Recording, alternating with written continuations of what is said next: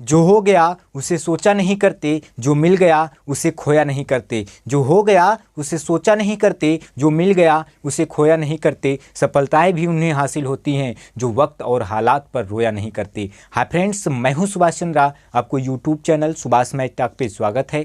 आज हम आपको SSC CGL CHSL practice batch कराएंगे। ये वीडियो अंत तक जरूर देखना। यदि अच्छा लगे तो लाइक शेयर सब्सक्राइब जरूर करिएगा और अंत में कमेंट करके बताइए कि ये वीडियो आपके लिए कितना हेल्पफुल रहा। तो आइए हमारा पहला प्रश्न क्या है इसे पढ़ते हैं। पहला प्रश्न यह है, दिया है कि ए की आय का 10% बराबर बी की आय का 15% बराबर सी की आय का 20% है। यदि इनकी आय का कुल योग 7800 रुपये हो तो बी की आय होगी। पहला 3600 रुपया, दूसरा 3000 रुपया, तीसरा 2400 रुपया, चौथा 1800 रुपया। तो कह रहा है ए की आय का, ए की जो आय का है वो कितना है 10% है और बराबर बी की आय का कितना है 15% है और सी की आय का कितना है 20% है। तो यहाँ पे ध्यान से ये देखिए, परसेंट से ये परसेंट से कट गया तो हमारे पास क्या हुआ, a multiple 10 equal b multiple 15 equal c multiple 20। तो आप हमें ये बताइए 10, 15, 20 का एलसीएम क्या होगा। 10, 15, 20 का एलसीएम 60 होगा। तो हमने क्या किया, 60 यहाँ ले लिया, 60 यहाँ ले लिया, 60 यहाँ ले लिया। तो अब हमें क्या करना है, 10 छंग 60 और 15 चौकुआ 60 और 20 तिहाई 60। तो हमारे पास क्या हुआ, 1/6 बराबर b/4 और इक्वल c/3। तो इसका मतलब ये हुआ, अर्थात हमारे पास a अनुपाते b अनुपाते c का जो अनुपात रहा वो क्या रहा, 6:4:3। अर्थात a की जो वैल्यू रही वो 6 रही, b की वैल्यू 4 रही, c की वैल्यू 3 रही। तो a अनुपाते b अनुपाते c का अनुपात जो है 6:4:3 है। और कह रहा है सवाल में इनकी आय का कुल योग, योग मतलब जोड़ पूछ रहा है। तो 6, 4, 10, 3, 13 जोड़ने के बाद 13 और 13 की जो वैल्यू है पूरा कितना है 7800 है। तो अर्थात हमारा क्या हुआ, 13 छंग 78, 600 रुपया हुआ। तो कह रहा है बी की आय क्या होगी। तो हम इसमें 4 में बी का गुणा कर लेते हैं, 4 में 600 का गुणा कर लेते हैं तो हमारा हो जाएगा 2400 और यही 2400 हमारा क्या रहा, आंसर रहा। हमारा ऑप्शन सी राइट। हमारा अगला प्रश्न यह है, 68,000 रुपये को ए, बी और सी में 1/2 अनुपाते 1/4 अनुपाते 5/16 के अनुपात में बांटा जाता है। सबसे बड़े और सबसे छोटे भागों का अंतर होगा। मेरी बात को फिर से ध्यान से सुनिएगा। हमारा ए बी सी दिया है, ए की वैल्यू 1/2 है और बी की वैल्यू 1/4 है और सी की वैल्यू क्या है 5/16 है। तो अब यहाँ पे ध्यान से देखिए, जब कभी भी रेशियो में ऐसे होता है तो हमें कुछ नहीं करना होता है, इन सभी का एलसीएम क्या होगा। हमने आपको बहुत बार बताया है कि एलसीएम निकालने का तरीका क्या होता है। आप अलग से ऐसे करके ना काटो पहले की तरह। आप कंपटीशन लेवल की तैयारी कर रहे हो, इतना तो पता होना चाहिए कि हमारा एलसीएम क्या होना चाहिए। नीचे डिस्क्रिप्शन में लिंक दिए हैं, यदि नहीं पता है तो आप उसे पता करें। आप देखिए सबसे बड़ा डिजिट पकड़िए एलसीएम में और देखिए क्या ये जो बड़ा डिजिट है 2 डिवाइड कर पा रहा है, 2 16, 4 चौकुआ 16। अर्थात हमारा जो होगा एलसीएम वो क्या होगा, 16 होगा। तो हमारा एलसीएम सभी का क्या हुआ, 16 हुआ। अब जब 16 यहाँ जाएगा तो 2 8 क्या हो जाएगा, 16 हो जाएगा और 16 यहाँ जाएगा तो 4 चौकुआ क्या हो जाएगा, 16 हो जाएगा और 16 यहाँ जाएगा, 16 कट गया तो 5 एक कम कितना हो जाएगा, 5 हो जाएगा। अब हमें नीचे से नहीं मतलब है, अर्थात ए और बी और सी का जो अनुपात रहा, ए और बी और सी का जो रेशियो रहा वो कितना रहा, 8:4:5 रहा। सवाल में कह रहा है सबसे बड़े और सबसे छोटे भागों का अंतर क्या होगा। तो सबसे बड़ा क्या है, 8 है, सबसे छोटा क्या है, 4 है। दोनों का अंतर 8 में से 4 गए 4। तो कह रहा है कि अंतर क्या होगा, जब भी कभी भी हम क्या करेंगे, 8 में से 4 गए 4 तो 8 4 12 5 कितना हो जाएगा, 17 और गुणे क्या करेंगे, हमारी जो वैल्यू है वो पूरी वैल्यू कितना है 6800 है। तो हमने क्या किया, 68,000 है तो 17 चौकुआ कितना 68, तो यहाँ पे 4000 हुआ, 4 चौकुआ कितना 16,000 और ये 16,000 हमारा क्या रहा, आंसर रहा। फिर से मेरी बात को ध्यान से सुनिए, मैंने क्या किया, कह रहा है पहले मैंने क्या किया, एलसीएम ले लिया। जब यहाँ आप 16 रखोगे 2 8 16, 4 चौकुआ 16, 16 16 कटा 5 एक कम 5, तो 8:4:5 हुआ। कह रहा है सबसे बड़ी और सबसे छोटी, ये आपका सबसे बड़ी है, ये आपका सबसे छोटी है। तो दोनों का अंतर क्या रहा, 4 रहा और बटे 8 4 12 5 कितना हुआ 17 और गुणे क्या, ये वाली वैल्यू 68,000। तो 17 चौका 68, 4000 गुणे 4 करोगे तो 16,000 और ये 16,000 हमारा क्या रहा, आंसर रहा।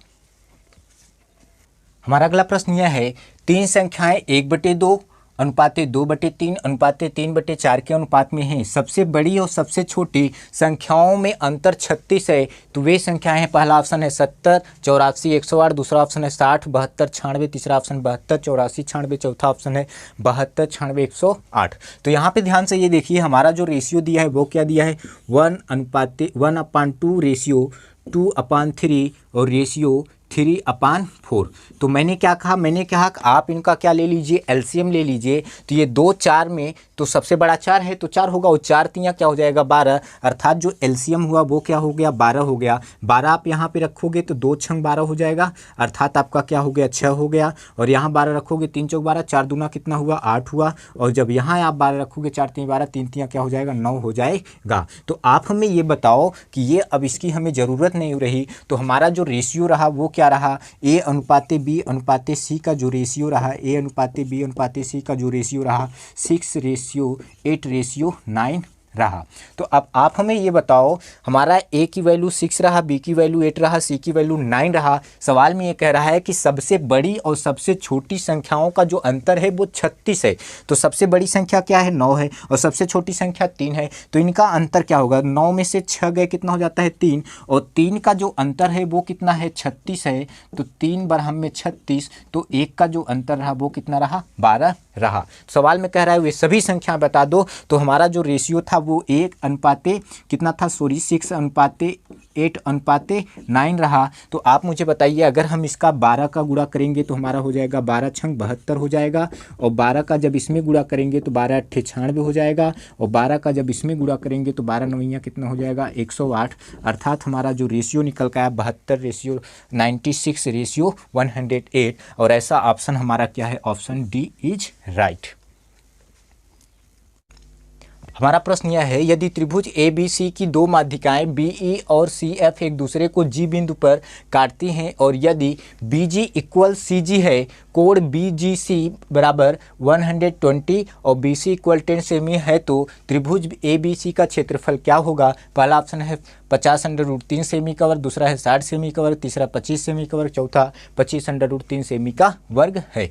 तो यहाँ पे ध्यान से ये देखिए कि हमारा एक क्या है, हमारा एक त्रिभुज है, और त्रिभुज क्या है ए है, और क्या है बी है, और साथ में क्या है सी है। कह रहा है कि दो माध्यिकाएं बी ई और सी एफ है।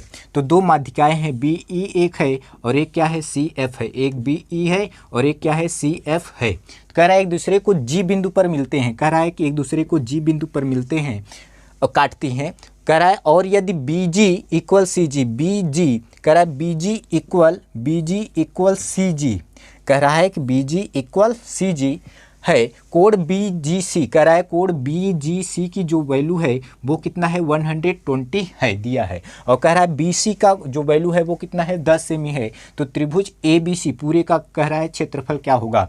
तो त्रिभुज ए बी सी का क्षेत्रफल बराबर होता है, त्रिभुज का क्षेत्रफल बराबर होता है, फार्मूला होता है √3/4 गुणे भुजा का वर्ग। फार्मूला क्या होता है, त्रिभुज का क्षेत्रफल का फार्मूला होता है √3/4 मल्टीपल भुजा का वर्ग। तो आप यहाँ पे ध्यान से देखिए, √3/4 मल्टीपल भुजा कितना है, भुजा कितना है 10 सेमी, तो 10 का वर्ग हो जाएगा, तो हो जाएगा √3/4 मल्टीपल कितना 100, तो हो जाएगा 4 25 में 100। तो हमारा जो आंसर रहा 25√3 सेमी का वर्ग रहा। ये हमारा क्या रहा आंसर 25√3 सेमी का वर्ग, और ये ऑप्शन ये सही रहा। हमारा प्रश्न यह है, यदि √4096 = 64 है, तो √40.96 प्लस √0.4096 प्लस √0.004096 प्लस √0.0004096 का 2 दशमलव स्थानों तक मान है। पहला ऑप्शन है 7.09, दूसरा है 7.10, तीसरा है 7.11, चौथा है 7.12। यहाँ पे ध्यान से ये देखना है, हमारा जो ये √4096 की जो वर्गमूल है वो क्या है 64 है। तो अर्थात यहाँ पे कहीं पे दशमलव नहीं लगा है इन डिजिट पे, तो यहाँ भी नहीं लगा, अर्थात 4 का कितना 2 डिजिट हुआ।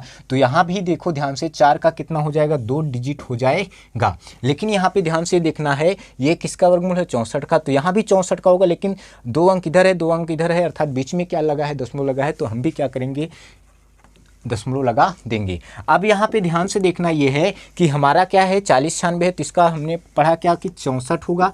लेकिन यहाँ पे ध्यान से ये देखना है कि ये क्या है, सभी डिजिट के पहले दशमलव है, तो हम भी सभी डिजिट के क्या कर देते हैं, पहले दशमलव लगा देते हैं। यहाँ पे ध्यान से देखिए 40 96 है, तो इसका हम क्या लिखेंगे, प्लस 64 लिखेंगे। लेकिन यहाँ 2 जीरो है, 2 जीरो का जो बाहर वर्गमूल करोगे तो 1 जीरो हो जाएगा, और यहाँ पे दशमलव है तो हम भी यहाँ पे क्या लगा दिए, दशमलव लगा दिए।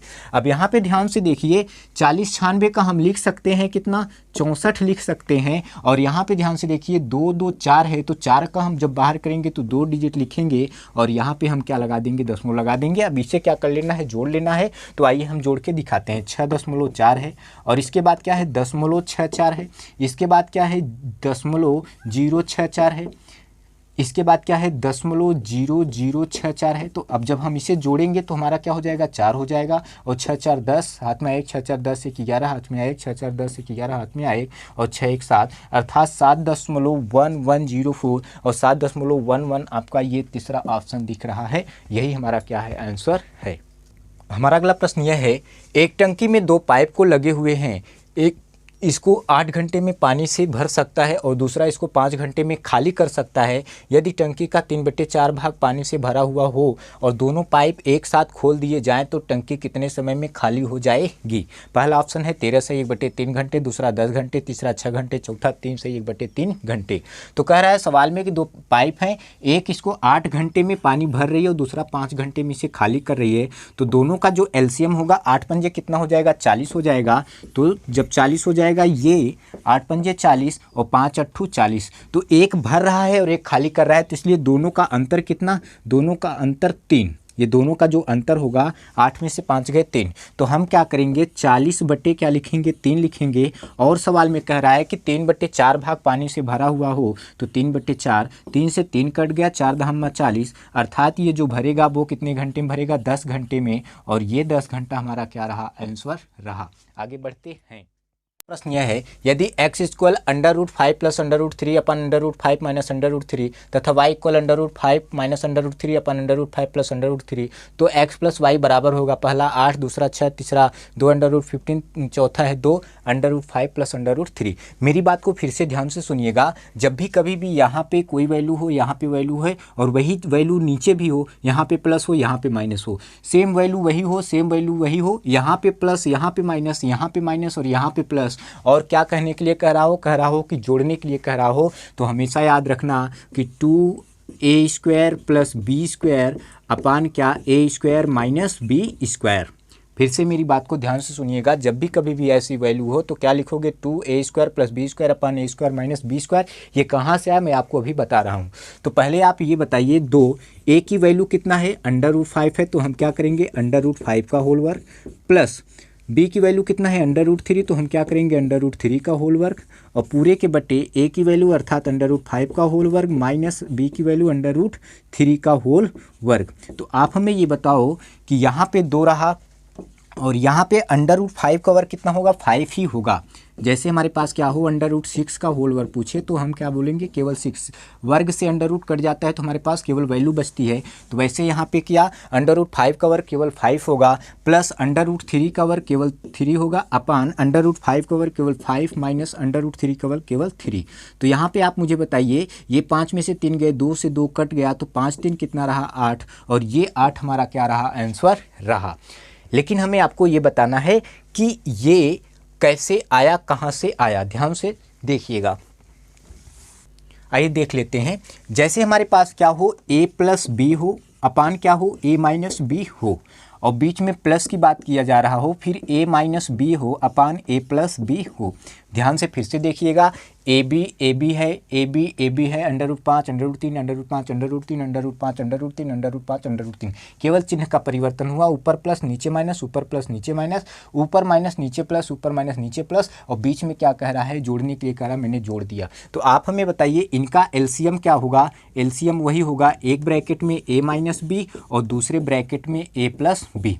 तो आप हमें ये बताइए, जब इसका इससे गुणा हो जाएगा तो एक बार ये है, अर्थात एक बार ये है और एक बार ये है, तो एक एक कितना हो जाएगा, 2 हो जाएगा, एक पावर ये है, एक पावर ये है, तो पावर कितना हो जाएगा, 2 हो जाएगा। फिर से मेरी बात को ध्यान से सुनिए। जैसे हमारे पास क्या होता है x मल्टीपल एक्स, यहाँ पे एक यहाँ पे एक, तो x की पावर क्या हो जाता है 2 हो जाता है। वैसे एक पावर यहाँ है, एक पावर यहाँ है, तो ये कितना हो जाएगा a प्लस बी के पावर 2। और यहाँ पे ध्यान से सुनिए, सेम ऐसे कंडीशन जब हम इसका गुणा करेंगे तो हो जाएगा a माइनस बी के पावर 2। तो आप हमें ये बताइए a प्लस बी का होल वर्ग का फार्मूला होता है a square plus B square plus 2ab, और बीच में प्लस a माइनस बी का होल वर्ग का फार्मूला होता है a square plus B square minus 2ab upon a कोष्टक में माइनस बी, a कोष्टक में प्लस बी का फार्मूला होता है a square minus B square. यदि आपको ये सब नहीं समझ में आ रहा है तो हम नीचे डिस्क्रिप्शन में लिंक दिए हैं, अलजेब्रा पढ़ाए हैं, हमारा अलजेब्रा वाला वीडियो ज़रूर देखिएगा। कहाँ से आया, क्यों आया, कैसे आया, सब बताया हूँ कि ए स्क्वायर माइनस बी स्क्वायर कहाँ से आया, ए प्लस बी का होल वर्ग कहाँ से आया, सब कुछ बताया हूँ अलजेब्रा पे, आप वहाँ ज़रूर देखें।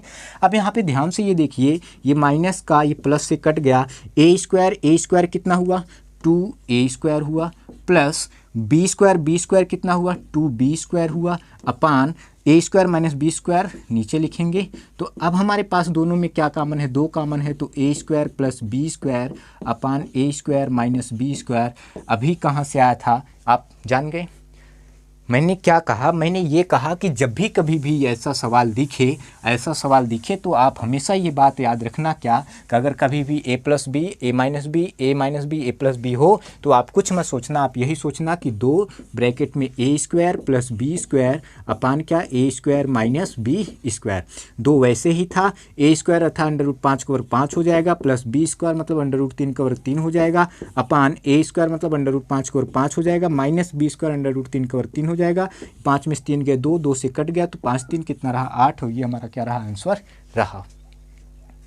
हमारा अगला प्रश्न यह है, एक व्यक्ति ने 4 रुपए की 6 की दर से पेंसिल खरीदी और उन्हें 6 रुपए की 4 की दर से बेच दिया। इस सौदे में उसको कितना लाभ मिला। पहला ऑप्शन है 75%, दूसरा 80%, तीसरा 125%, चौथा 100%। तो यहाँ पे ध्यान से ये देखिए, 4 रुपए की 6 की दर से मिला, 4 रुपए की 6 की दर से मिला, और यहाँ पे 6 रुपए की 4 से दर से मिला। तो क्रॉस मल्टीपल हम क्या कर देंगे, गुणा कर देंगे।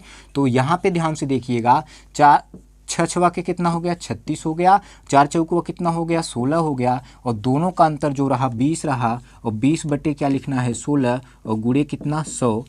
तो 4 चौका 16, 4 पंजे 20, और 4 25 में 100, तो 25 पंजे कितना 125%, और ये 125% हमारा क्या रहा आंसर रहा। हमारा अगला प्रश्न यह है, 150 मीटर लंबी एक रेलगाड़ी 500 मीटर एक लंबे पुल को पार करने में 30 सेकंड का समय लेती है। 370 मीटर लंबे एक प्लेटफॉर्म को पार करने में वह रेलगाड़ी कितना समय लेगी। पहला ऑप्शन 36 सेकंड, दूसरा 30 सेकंड, तीसरा 24 सेकंड, चौथा 18 सेकंड। मेरी बात को फिर से ध्यान से सुनिएगा, जब भी कभी भी कोई रेलगाड़ी किसी व्यक्ति को खंभे को पार करती है, पेड़ को पार करती है, तो उसका ये खंभा व्यक्ति पेड़ को नहीं जोड़ा जाता है। लेकिन जब कोई रेलगाड़ी हो और क्या हो, प्लेटफार्म हो, पुल हो, सुरंग हो, इसको पार करे तो पुल, प्लेटफार्म और सुरंग की लंबाई और रेलगाड़ी की लंबाई दोनों क्या होती है, जुड़ती है। मैं क्या कहना चाह रहा हूँ, मैं ये कहना चाह रहा हूँ कि कोई रेलगाड़ी मान लीजिए है, और ये आपकी क्या है रेलगाड़ी है, जा रही है, और रास्ते में क्या पड़ा, एक व्यक्ति पड़ा। ये जो व्यक्ति पड़ा, इसकी व्यक्ति की रेलगाड़ी, ये जो रेलगाड़ी है, व्यक्ति की जो दूरी है, रेलगाड़ी की दूरी नहीं जुड़ेगी। कोई पेड़ भी पड़ गया तब भी ये उड़ेगा नहीं, और मान लीजिए कोई क्या पड़ गया, कोई खंभा पड़ गया तब भी ये नहीं जुड़ेगा। लेकिन क्या रहा, यहाँ पे एक बड़ा सा सुरंग हो गया, सुरंग को पार कर रही है। तो मान लीजिए इसका 200 मीटर दूरी है, इसकी 300 मीटर दूरी है, तो ये 3 2 कितना हो जाएगी 500 मीटर दूरी हो जाएगी। ऐसी कोई पुल हो गया, ऐसे ही कोई क्या हो गया प्लेटफॉर्म हो गया, तो क्या हो जाएगा, जुड़ जाता है। 150 मीटर लंबी रेलगाड़ी है और 500 मीटर लंबे पुल को पार कर रही है, तो इसकी जो दूरी है, ये जो दूरी है वो कितना है, दूरी है 500, और 150 कितना हो जाएगा 650, और इसका जो टाइम है, जो समय है, वो समय कितना है, समय जो है इसका 30 सेकंड है। तो सवाल में आप हमें ये बताइए, चाल बराबर फार्मूला होता है दूरी बटे समय, चाल बराबर फार्मूला होता है दूरी बटे समय, और दूरी कितना है 650 और समय कितना है 30। ये 0 0 कट गया, तो हमारे पास कितना आया 65/3 सेकंड। तो ये हमारा क्या आया, सब चाल आया। अब सवाल में कह रहा है कि यही रेलगाड़ी 370 मीटर लंबे प्लेटफॉर्म को पार कर रही है। तो अब हम क्या करेंगे, यहाँ पे ध्यान से सुनिए, कह रहा है कि समय बताइए। समय बराबर फार्मूला क्या होता है, समय बराबर होता है दूरी बटे क्या, चाल होता है। तो आप हमें ये बताओ कि दूरी 150 मीटर लंबी फिर रेलगाड़ी है और 370 मीटर लंबे प्लेटफॉर्म को पार कर रही है। अब इसको हम जोड़ लेंगे तो हो जाएगा कितना, 520 दूरी हो गया। और चाल अभी आप निकाले हो क्या, 65/3, तो 65/3। अब ये वाला जो है ये ऊपर गुणा हो जाएगा तो हो जाएगा कितना, अब ये वाला जो है ये ऊपर गुणा हो जाएगा तो हो जाएगा 520 गुणे कितना 3 और बटे कितना 65। तो अब हमारा जो डिवाइड होगा 13 × 5 = 65, 13 × 4 = 52। अब ये 5 × 8 कितना 40, तो 8 × 3 कितना 24 सेकंड जो लिया, ये हमारा क्या रहा, आंसर रहा। हमारा अगला प्रश्न यह है, दो संख्याओं के मस और लस का योग 680 है तथा लस मस का 84 गुणा है। यदि उनमें से एक संख्या 56 हो तो दूसरी संख्या क्या होगी। पहला 84 है, दूसरा 12 है, तीसरा 8 है, चौथा 96 है। तो सवाल में कह रहा है कि दो संख्याओं का मस और लस का योग कितना है, अर्थात मस मतलब HCF और LCM का जो योग है वो कितना है, 680 है। फिर सवाल में कह रहा है जो लस है वो म100 का 84 गुणा है। जो लस है ये म100 का क्या है, 84 गुणा है। तो अर्थात यहाँ पे म100 का 84 गुणा है, ये जो है लस। तो अर्थात ये पूरा कितना हो गया, 680। तो हो गया 84 × 1 = 85, म100 85 गुणे 680। तो इतना बार हम सिंप्लीफाई करेंगे तो 8 बार, अर्थात हमारा जो HCF आया, मस आया, वो क्या आया, 8 आया। फिर से मेरी बात को ध्यान से सुनिएगा। सवाल में कह रहा है कि मस और लस का योग कितना है, 680 है। फिर कह रहा है जो लस है ये मस का 84 गुना है। ये जो लस है ये मस का 84 गुना है और ये 680 ही रहा। तो 84 × 1 = 85, 8 बार ले गए तो कितना हो गया, हमारा जो मस आया वो 8 आया। फिर सवाल में कह रहा है कि अब आप मुझे बताइए यदि इसकी वैल्यू 8 है तो हम यहाँ पे रखेंगे तो 8 प्लस LCM बराबर कितना, 680। तो LCM हमारा आ गया 680 - 8। तो हमारा जो LCM आया कितना आया, 672। अर्थात हमारा मस 8 आया और लस कितना आया, 672। सवाल में ये कह रहा है कि यदि उनमें से एक संख्या 56 हो तो दूसरी संख्या क्या होगी। तो हम क्या जानते हैं, फर्स्ट गुणे सेकंड बराबर क्या होता है, लस, और गुणे क्या होता है, मस। तो आप हमें ये बताइए उनमें से एक संख्या क्या है, 56 है, और दूसरी संख्या पूछ रहा है, और लस कितना है, 672 है, और मस कितना है, 8 है। तो हम काट देंगे, 8 सत्तू कितना 56, 7 9 63, 7 6 42। तो हमारी दूसरी संख्या क्या आ गई, 96। और ये हमारा 96 क्या रहा।